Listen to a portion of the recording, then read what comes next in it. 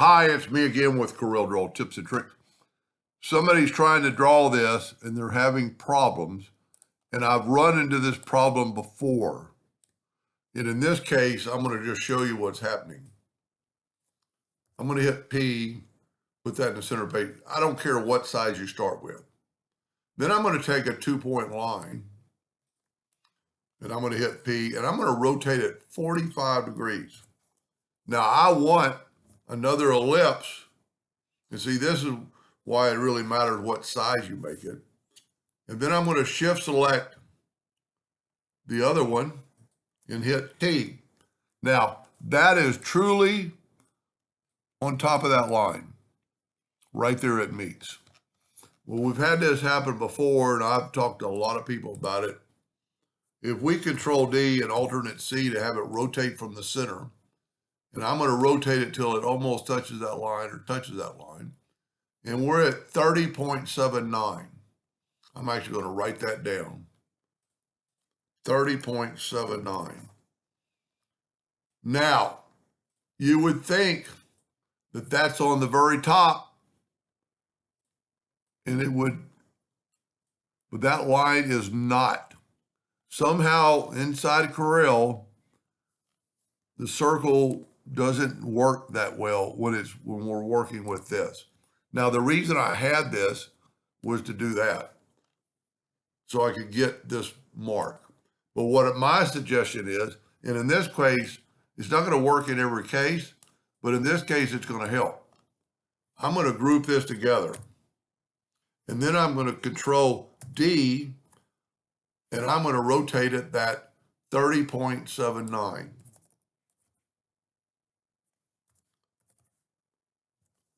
Now, this one is going to be on the top because we just rounded it over. Now, we do have an extra one now, but now we're going to grab that one, Control D, and rotate it at negative 30.79. Now, we have a bunch of extra stuff, but we're not going to use them anyway. Matter of fact, we're going to group this together. And because these lines are good, we could take the 3-point line. He was kind of telling me how I did it, and then give you a curve. Go pretty far, and then take your node and put it like right there because you want it to kind of blend. Now, the other way he was doing it, when he would cut this line, the whole thing would cut because this line wasn't touching. Now, I don't care if we have 10 copies, we're not going to use them. I am going to use this circle. I'm going to use the Smart Fill tool to fill that in. And then I'm going to Control D and mirror it. And this circle is going to help me place it because it's basically got the same nodes. So I can grab that node right there and have it snap to that. Now, I can get rid of those copies, and if you look, everything is gone. I don't really think it matters which one you make green. I made that one green on that side. We'll make it green on this side. And there's a couple other things you could do. You could make transparency, and but this is the way he wants it done. Now I'm going to take the blue and interactive fill tool, put a little darkness in there. That looks pretty good. We really want quite a bit of dark. So let's put another blue, but then put another black. We want it to look like it's actually going underneath there. Control G to group it. Control D to duplicate it. Alternate C to have it rotate from the center. And rotate it that 90 degrees. See, this way, the reason I put that line there is I'm not perfect. I could have maybe spaced them out a little bit better. Control D, alternate C, 180 degrees. And Control D. And that's a pretty cool graphic in a way. Okay, I've still got some. I'm going to select it, take away my outline, get rid of that red line. So I'm a lot, and that's why you need to measure that degree, because I'm a lot different in shape on this one This one has a bigger ball, so I started with a bigger ball. I actually like this one better, and we're still working the center of the page. And all I did was hit P, turn that to blue, take away the outline, get your interactive fill tool, swipe across it, and go to elliptical, and then put green in the middle, or any color. Anyway, I hope that helped, and I hope you understood what we were doing. Let's just do it one more time. If I hit P, and I draw another ellipse and hit P, take them both. We don't need that anymore. Take them both and hit T. Then I'm going to take this one and Control D, alternate C, and I'm going to rotate it 45 degrees. Control D, Control D, Control D, Control D. All the other ones are going to leak. Well,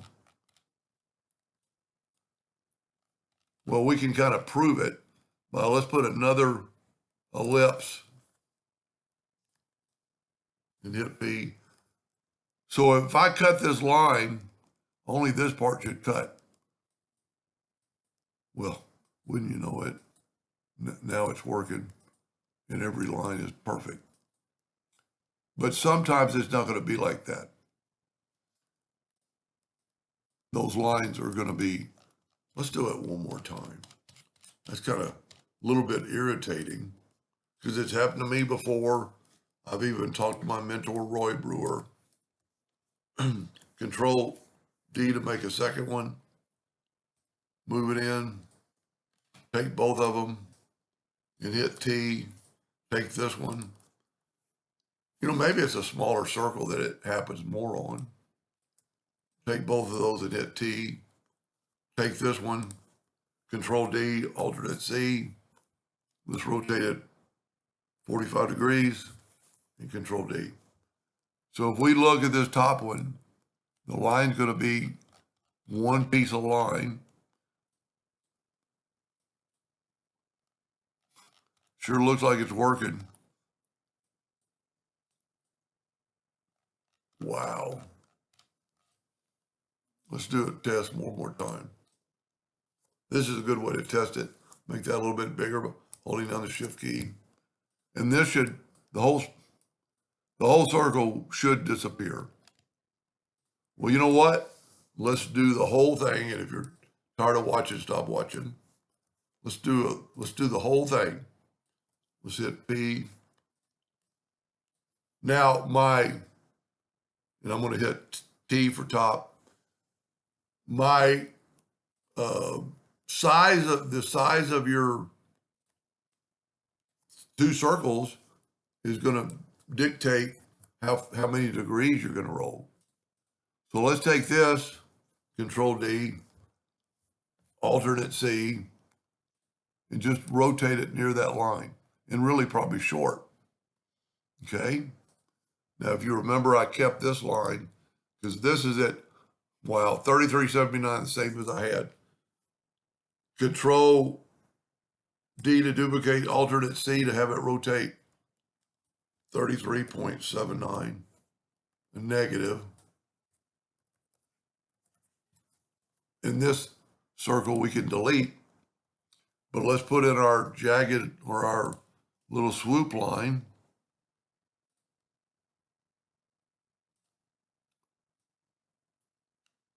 And all you really on this, you just want it to kind of continue like that's a continuous.